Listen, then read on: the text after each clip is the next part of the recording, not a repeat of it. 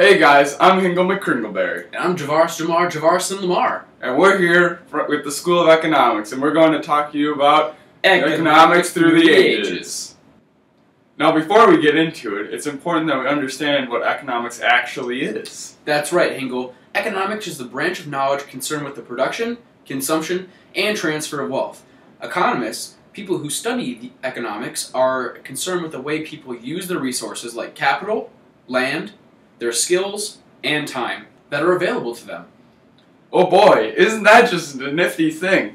Adding on to that, an economy is a system which tries to balance the available resources of a country against the wants and needs of its consumers. Economies have been in existence since people have begun to trade with one another. As time progressed, self-sustainability for humans became more difficult, and specializing in one area or trade. As a result, people would trade products and services to others for the things they needed.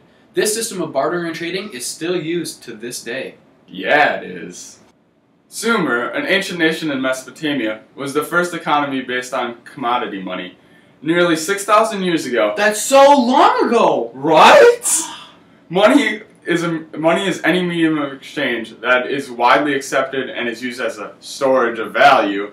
It must be widely accepted and people must believe in its value, otherwise it's worthless. Worthless! Worthless.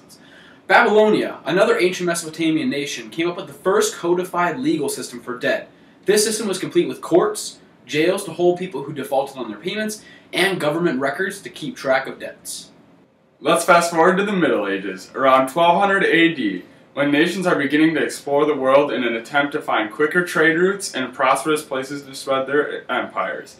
The explorative trips made by explorers like Christopher Columbus and Marco Polo were the first signs that hinted towards the possibility of a global economy. Now we're going to introduce a few common economic thoughts and theories that had large impacts on the world's economy.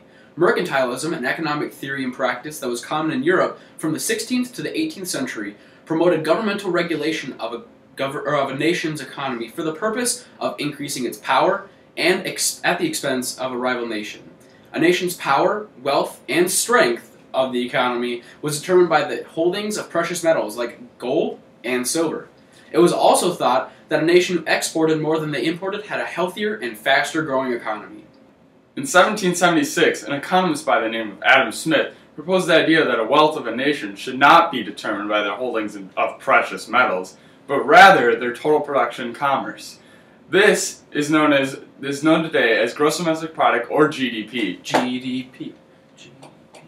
Additionally, Smith stated that the economic system is heavily based off of individual self-interest, and the economy is guided by an invisible hand.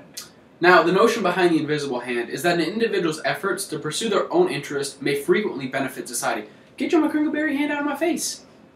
Sorry, Bay. Anyways, Adam Smith was an advocate for the free market economy because they provided the most benefits to society. The idea of a free market, an economic system in which transactions between private parties are free from government intervention, was introduced in the 17th century in France and goes by the name of laissez-faire, which means let it go, let it go.